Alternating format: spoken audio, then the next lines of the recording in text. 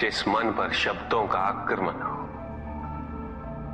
वो मन तो निरंतर ही खोज में खोया रहता है।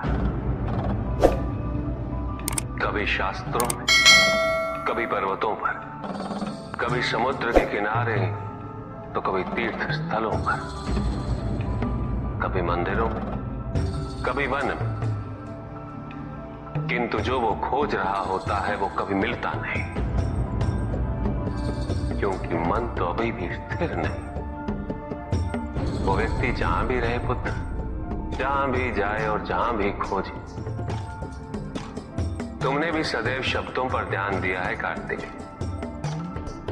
भले ही वो मेरे शब्द हो या किसी और की। तुम्हारी प्रतिक्रिया तो उन शब्दों पर ही आती, और जो मन केवल शब्दों को सुनता है, वो उसके निहित अर्थ से स्वयं वंचित रह जाता।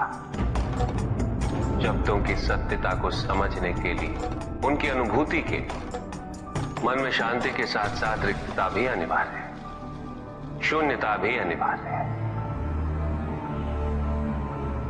मन में इतना स्थान होना चाहिए पुत्र कि वो शब्दों के परे पहुंचने की यात्रा कर सके। किंतु मन कभी शून्य नहीं रहता, रिक्त नहीं रहता। वो सोचता है कि शब्दों का आधिक्य ही ज्ञान अर्जन है, शब्दों से ही ज्ञान है, इसलिए शब्दों का संचय करता रहता है। मन ये नहीं जानता कि परम ज्ञान तो शब्द अतीत है, एक अनुभूति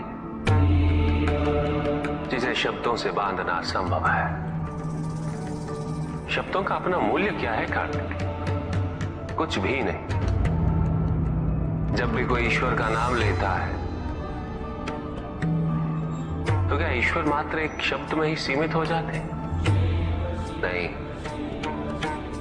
यहां शब्द सत्य नहीं,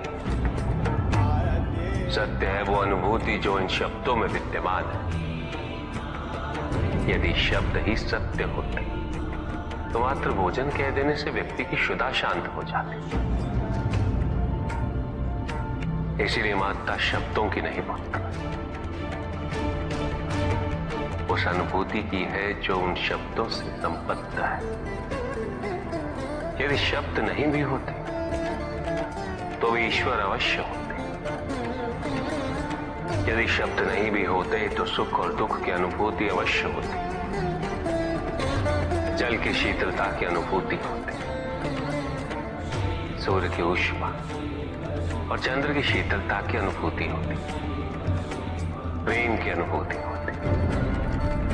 किंतु यदि अनुभूतियां ना हो तो शब्द निरर्थक है। शब्दों से तृप्त हो जाना ज्ञान का अंत है, अज्ञानता का प्रारंभ है।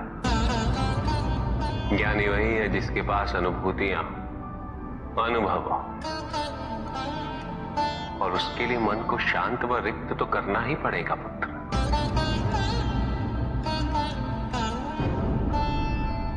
युद्ध किसी व्यक्ति से नहीं गणेश, मानसिकता से होता।